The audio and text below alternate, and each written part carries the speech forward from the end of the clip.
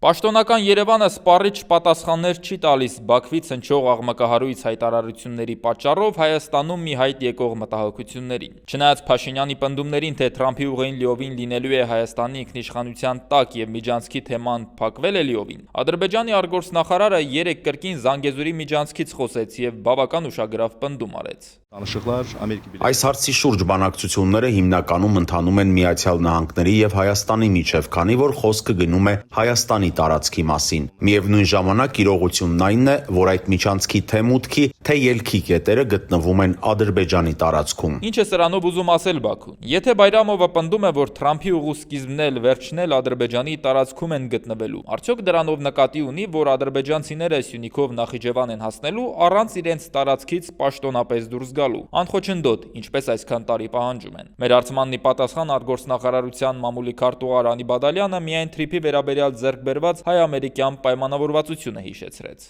Հայաստանի Հանրապետության տարածքում գործելու է թրիփ նախագիծը, որի կարգավորումները նախատեսված են Հայաստանի Հանրապետության եւ Միացյալ Նահանգների միջև մայիսին ստորագրված շրջանակային համաձայնագրում։ Հայ-ամերիկյան համաձայնագրի մեջ ասվում է, որ Սյունիքի մոտ 43 կիլոմետրանոց հատվածը, որտեղով անցնելու է թրիփը, լինելու է Հայաստանի լիակատար ինքնիշխանության ներքո։ Ավելին, ըստ փաստաթղթի, Հայաստանը պահպանելու է ինքնիշխանությունը սահմանային եւ մաքսային գործառնությունների վրա եւ կարողանալու է ֆիզիկական ներկայություն ունենալ սահմանային հսկողության բոլոր կետերում։ Միևնույն ժամանակ, սակայն, այս փաստաթղթում եւս տեղ է գտել այն ձևակերպումը, որ Ադրբեջանն անխոչնդոտ կապ է ստանում դեպի Նախիջևան։ Բայրամովի հայտարարությունը մի բանի մասին է հուշում. եթե անցումը Հայաստանի տարածքով լինի այնպես, ինչպես նկարագրում է, դա կնշանակի ոչ այլ ինչ, քան Միջանցք, որի գոյությունը հերքում է իշխանությունը, համոզված է ընդդիմադիր պատգամավոր Արթուր Խաչատրյանը։ Այսինքն եւս մեկ անգամ ինքն ուզում է ասել, թե հայերը Ադրբեջան ամերիկացիները ինչ ուզում են ներսում թող որոշեն,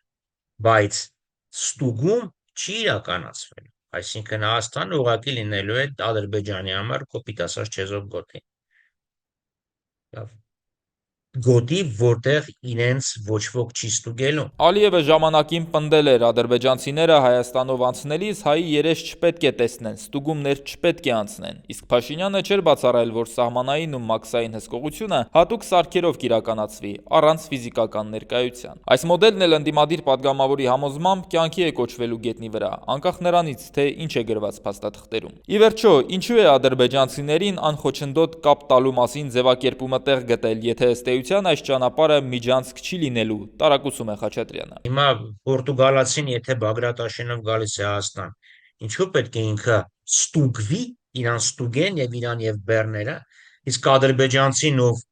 Ադրբեջանից մտնում է Հայաստան եւ Նախիջևանով դուրս է գալու, իրան չպետք է ստուգենք։ Հետո լավ փոխարենը մենք ինչ ենք ստանում, ասում են դե նույն ձևի անխոչնդոտ անցում էլ մենք ենք ստանում։ Հիմա պարզվեց, որ խոսքը ընդհանրապես չորմած սահմանափակ տրանզիտին է վերաբերվում։ Ադրբեջանը Ալիևը որոշում են, պարտադրում են Փաշինյանին, Փաշինյանը փորձում է հասարակությանը կամ համոզել, խաբել, կամ էլ պարտադրել ընդունելու Ադրբեջանում կայացված որոշումներ։ Բաքուն բացարձակ չի թաքցնում, որ թրիփը Զանգեզուրի Միջանցքի մի մաս է համարում, ասում է քաղաքագետ Բենյամին Պողոսյանն ու այդ մասին Բաքվից բազմիցս հնչած հայտարարություններ է հիշեցնում։ Լինելու են ինչ-որ մասնավոր ընկերություններ, ընդհանրաբար ոչ հայկական, որոնց աշխատակիցները լինելու են ոչ հայեր եւ ոչ Հայաստանի քաղաքացիներ, որոնք ֆորմալ այդ ստուգման ընթացակարգերը իրականացնելու են։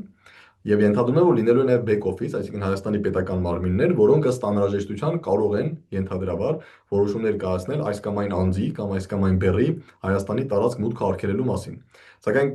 բոլորս ենք հասկանում, որ շատ հաճախ այնինչ գրված է թղթի վրա 100%-ով չի իրականացվում կյանքում։ Սովորաբար դրանք մի փոքր տարբեր բաներ են։ Հետևաբար այս հարցերին հստակ պատասխան տալ հնարավոր է միայն այն դեպքում, եթե